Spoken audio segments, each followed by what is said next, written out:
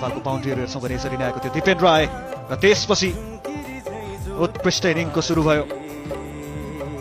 Long अफमा त्यो सटपछि यो पुल mid विकेटतर्फ बसिरले यो सट धेरै राम्रो खेलेका थिए। यो कन्भिन्सिङ सट खेलिसकेपछि उनी आउट भएका थिए।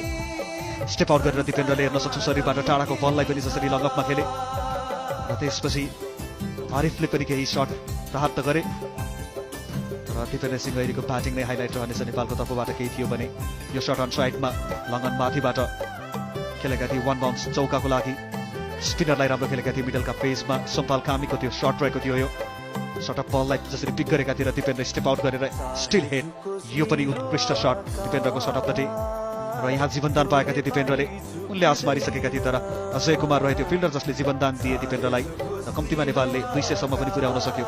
त्यसपछि होइन भने नेपाल 200 को आसपास पुग्न पनि गाह्रो थियो र केही राम्रा सटहरू त्यसपछि पनि देख्यौँ हामीले, विशेष गरी लङ अफ एरियामा दिपेन्द्रको ब्याटबाट र करण केसी आएका थिए। उनले पनि त्यो सटहरू खेले।